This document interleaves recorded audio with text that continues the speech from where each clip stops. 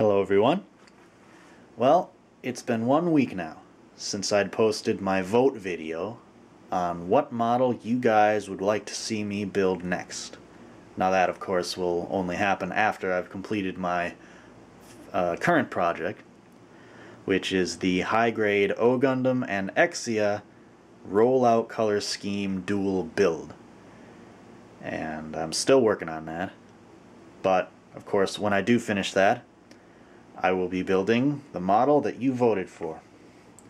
And so I've tallied up the votes, and we have Sinanju with 5 votes, Sword Impulse with 10, the Titanium Finish Gundam with 8, and Goof 2.0 with 18 votes.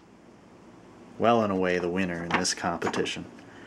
And total, you guys voted 41 votes. So thanks to everyone who participated. But now, let's say we do a little unboxing video for this guy. I've always rather liked the box art on this. Got the lightning going on in the back and just sort of standing on the edge there, looking down. Very intimidating look. You got the couple Zaku's hiding out behind there. And just the way the heat rod sort of curls around and comes back up in front of them and stuff like that. Just the little touches here and there. Really kind of recreates the scene.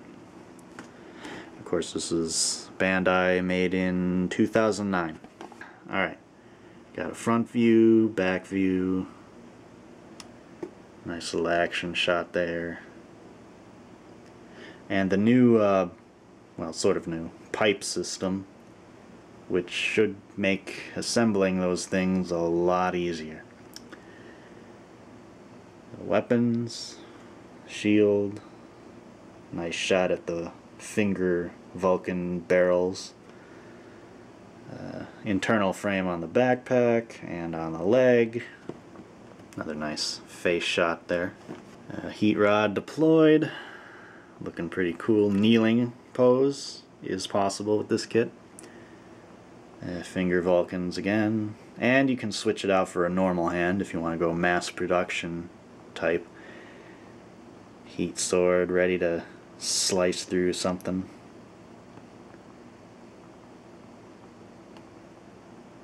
The way the armor slides and the shoulder bends. And just a quick look at what the model would look like completely unpainted with just stickers and decals. Does not look too much different than the painted version, really, so you got some pretty decent colors on here. And of course this kit retails for about 3,800 yen, which by today's rate is somewhere in the ballpark of, let's say, $40 US. But anyway, here we've got the clear heat sword. Very nice. And it's not just flat clear, regular clear. It's like it's got this texture, this sort of frosting, if you will, where it's still transparent, but the surface of it is not quite so, well, just like regular shiny, like on here. I don't know if you guys can make out the difference. See that and see that. It's a little hard to see with all this plastic on, but I'm going to leave it on until I build it. You got a couple clear parts here. And usually I don't use these visor pieces because they actually obscure the view of the mono eye. And I don't like that. And decals, which I probably won't use. And I got a reason for that, which I'll explain later. Here's your piping system. Basically, you slide this longer section in the pipe assembly, and then slide them up onto this curved section, and that's what plugs into the body. So that should be a little more easy than doing it the old-fashioned way. And here are all your sections of the heat rod on the ends of this frame. And what's great is that they've all just got one ball joint on the back side. So you just assemble them in the proper order and you'll have a functioning heat rod without the need of doing all that convoluted garbage that the 1.0 had you doing. Sliding a mesh pipe over a wire and then sliding the tube pieces over that wire, and it was just a nightmare. But hopefully this will be easier and more effective. There's some detail on the top of the head there. Rather nice. Anyway, I'm thinking of doing a custom color scheme on this. A metallic color scheme. I've been looking online, searching through all sorts of, Tamiya and Testors metallics, and I think I've found a color scheme that would work. I've found a color for this darker blue for the torso and the shield part here. I found some color for the lighter blue, which is for the most of the main body. I've basically settled on something like gunmetal for certain parts of the inner frame. I might kind of cheat and just do what is shown on the outside, but I don't know. I'll figure that out when I get to it. Black parts, I'm thinking of doing probably in a very, very, very, very dark metallic blue, which they do have. And I'm going to sort of see how that works.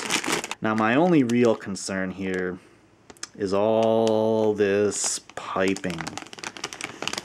I'm going to have to find some way to make sure I got the right pipes all together and the right amount of them all together for the right, areas of the body. Like I think these are smaller, so they're for the head, and then these are for the midsection and torso. But I'm going to have to find some way of assembling these part way and then painting them, because I had to cut them out first, and because if I just spray them on here, you cut them out and then you got those ugly nub marks, and that's not good. But I figure with all these curved surfaces, it's going to look pretty snazzy in a metallic color scheme. And I just hope I can pull it off. And of course, more internal frame. Got the manual, same art. Sort of the history. Then you got this sort of genealogy. Started with the Zaku 2, Gouf prototype there, and then the real thing. And then you got your flight types, and the Gouf Custom, which I really hope and I will make a 2.0 for. And then you got your, like, I don't know, Saikamu type experimental Gouf things. I don't know. Just stuff that was never shown. Then you got your splash page in the middle.